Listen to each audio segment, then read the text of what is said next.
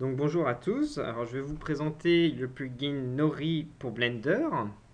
Donc déjà, premièrement, il faut avoir installé d'abord Blender, donc soit par le gestionnaire de paquets, soit en téléchargement directement sur le site officiel. Là, dans mon cas, je vais télécharger directement sur le site officiel, donc je lance Blender. Donc vous arrivez normalement dans une interface comme ça. Donc, quand vous cliquez, vous faisiez disparaître le splash screen. Donc ici, on peut voir qu'il y a une scène très simple dans Blender de base où on a une caméra ici, une source de lumière ponctuelle et un objet qui est un cube. Donc la première chose qu'on doit faire, c'est d'activer le plugin Nori pour Blender. Donc normalement, vous allez dans User Preferences, dans l'onglet Add-on, puis vous tapez Nori pour pouvoir afficher ici l'import export Nori Send Format qui est le plugin qu'il faut activer et on l'active en cliquant sur la petite checkbox ici.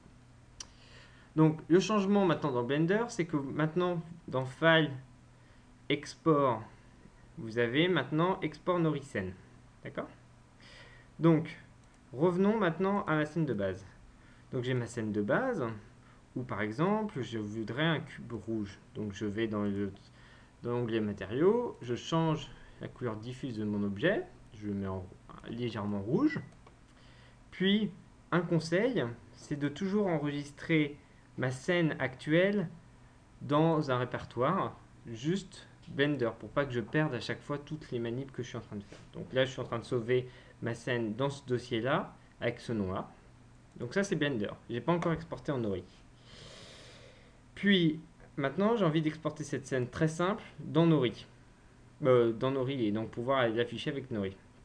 Donc pour ce faire, je fais File, Export, Export Nori Scène. Donc là, il y a une nouvelle fenêtre qui vient de s'ouvrir qui vous demande le nom de la scène à exporter. Si je dois exporter les lampes et le nombre de rayons que je vais envoyer par pixel. Donc par défaut, ou laisser par défaut, par exemple.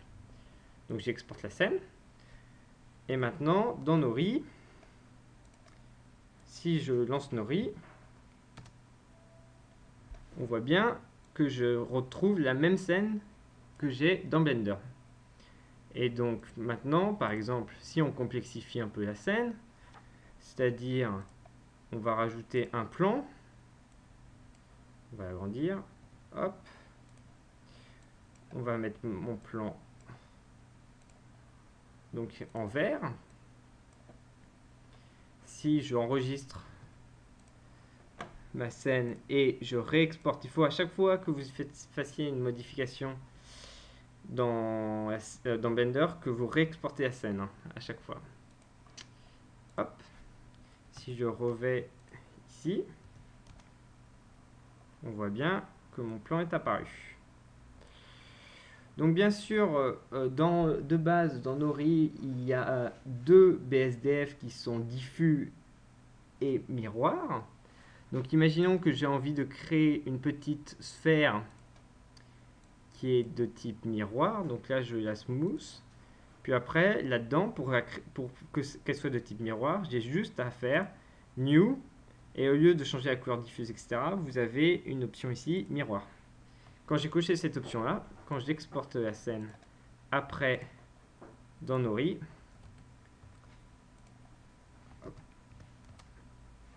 je retrouve bien ici comme ça s'appelle ma sphère qui est avec une BSDF de type miroir.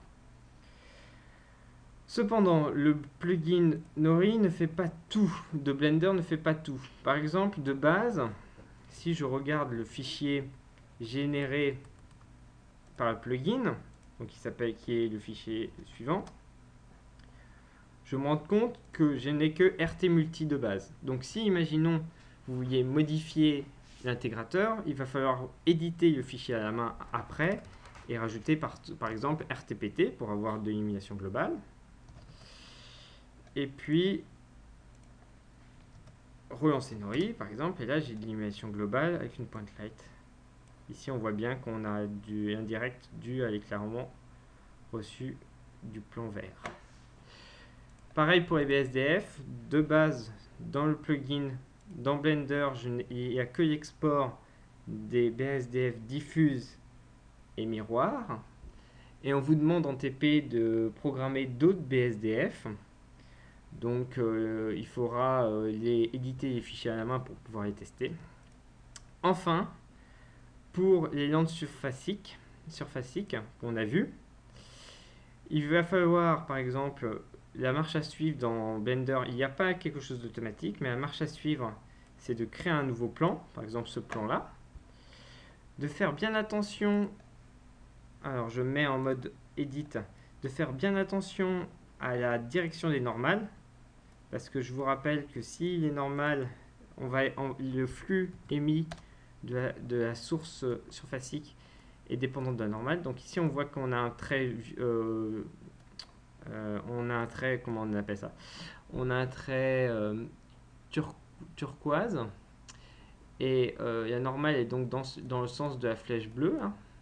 Et donc on veut renvoyer un éclairement vers le bas, donc on va devoir flip, donc basculer les normales pour pouvoir que la source éclaire bien.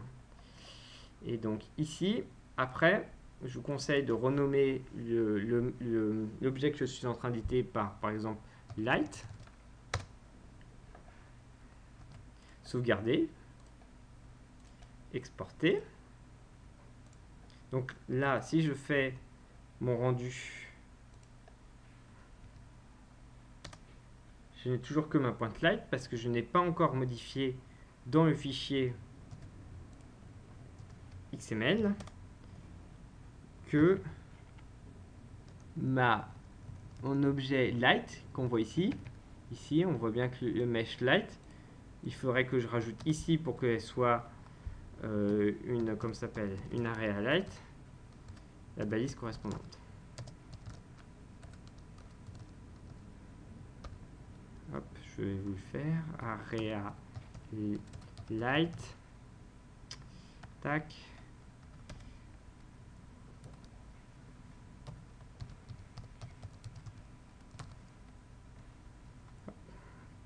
Donc si je mets juste après radiance par défaut. Ah bon, ça ne marche pas.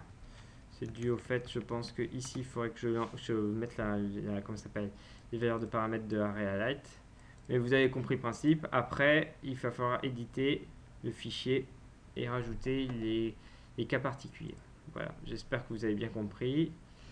Et maintenant, amusez-vous bien dans Blender. Au revoir.